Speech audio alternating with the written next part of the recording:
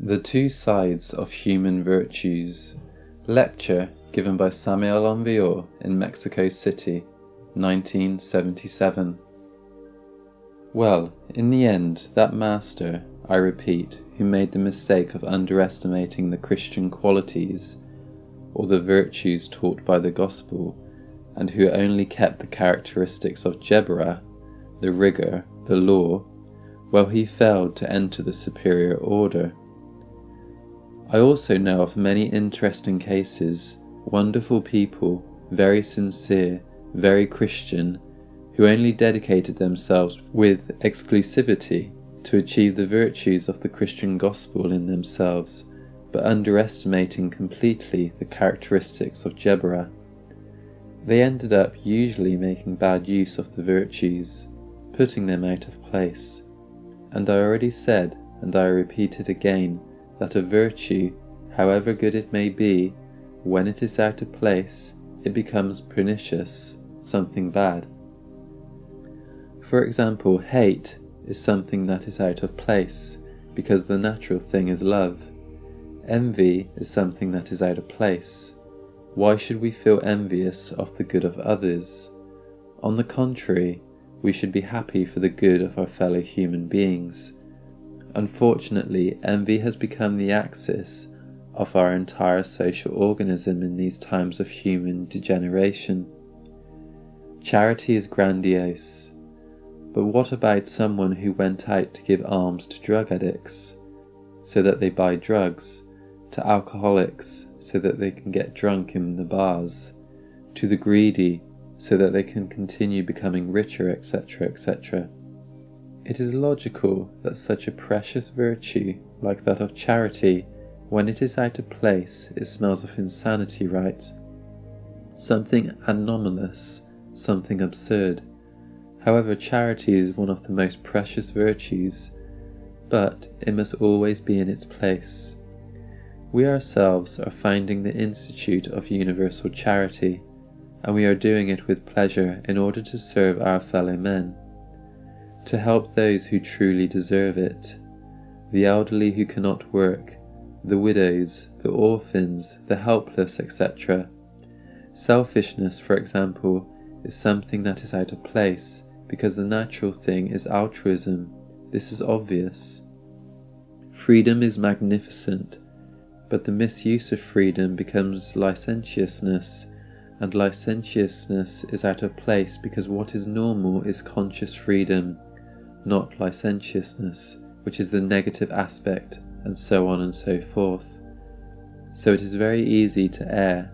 That is why the dissolution of I is frightfully difficult. Now there is a marked tendency towards self-consideration. Many people who apparently live a chaste life suddenly fornicate due to self-consideration, and justify themselves by saying, yes, it was a necessity to have to fornicate, etc. A certain woman who committed adultery, who committed the crime of adultery, on some occasion justified her crime by saying, yes, it's just that my husband did not satisfy me sexually, right? And I had to find another person with whom I could satisfy a very natural, very normal need. In other words, she justified her crime, and it seemed to her that she had not committed any fault. Therefore, there is a marked tendency towards self-consideration and self-justification. It is not possible to eliminate the inhumane elements that constitute the ego while there is self-consideration and self-justification. This is obvious. One has to become, if he wants to dissolve the ego, a ruthless enemy of himself, to treat himself without self-consideration of any kind, to be crudely realistic with himself. Normally, people would like to escape from the prison where they are, at least some. A few would like to escape, but they do not find the door, and if they do find it, they do not want to escape. While seeing it, they don't see it. This is how humanity is. There are those who manage to escape this horrible prison of samsara, but instead of looking for the path that truly suits them, they go to the other path. Then the lords of the law bring them back to the prison. For all this and many other reasons, it is difficult to eliminate the inhumane elements that one carries within. Now we can explain why it is so difficult to enter the superior order. When one has achieved the death on oneself in every form, in his thoughts, in his feelings, in his volition, in his desires, when one has really died in all aspects, when there is nothing left of him, then comes the intimate self-realization of the being.